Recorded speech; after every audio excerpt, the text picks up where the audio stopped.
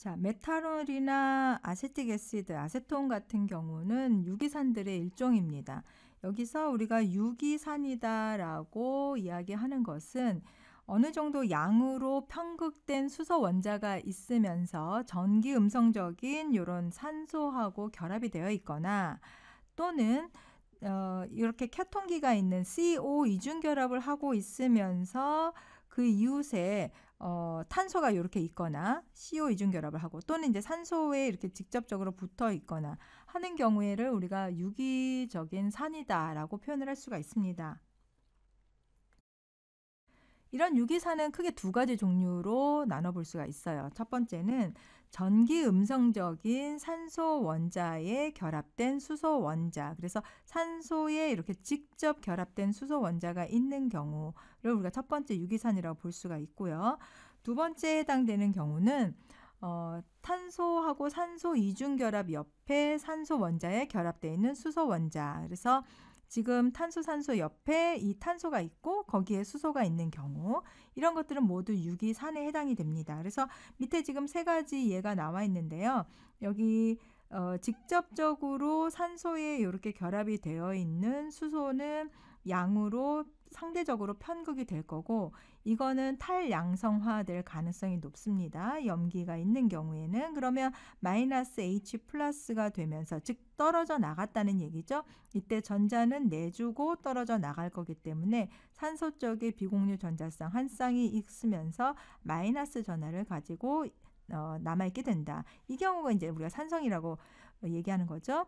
음이온은 전기 음성도가 큰 원자의 음전하를 가짐으로써 안정화가 된다.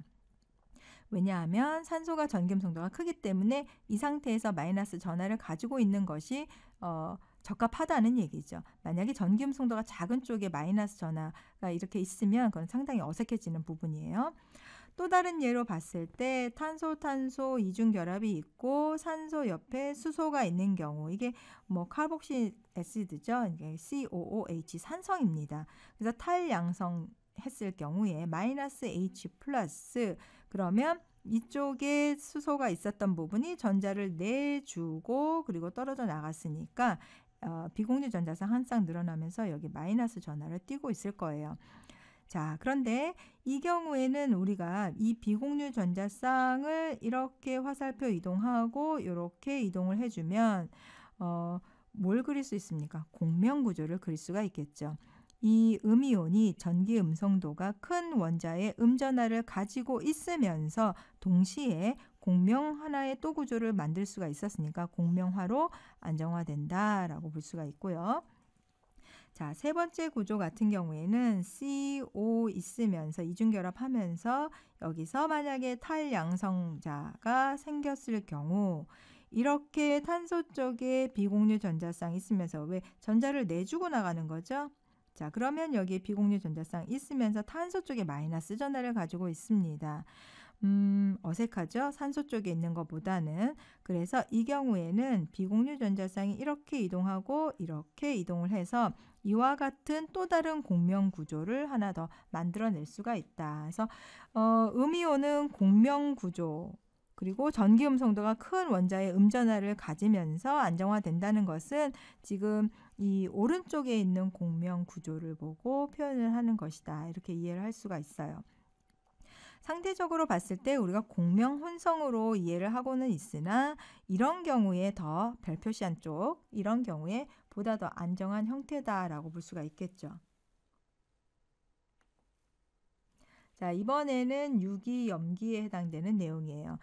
유기염기라고 하는 것은 수소 H 플러스와 결합할 수 있는 비공유 전자쌍을 가지고 있는 경우 지금 대표적인 경우가 질소, 산소 이런 것들을 볼 수가 있겠죠. 여기 비공유 전자쌍을 다 공통적으로 가지고 있습니다.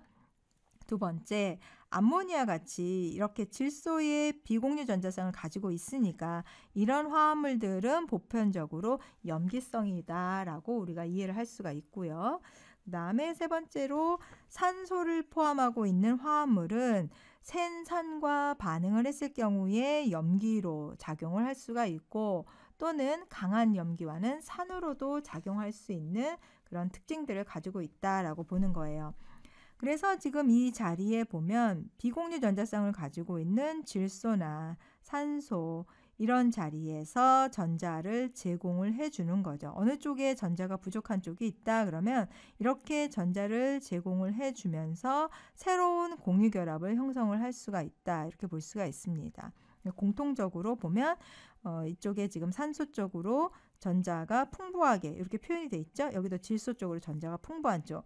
이런 쪽이 전자가 많기 때문에 전자 밀도가 높아서 나중에 반응을 할 때 이 자리에서 반응들이 일어날 가능성이 높다라는 것을 그 위치를 여러분들이 잘 이해를 하고 있어야 돼요.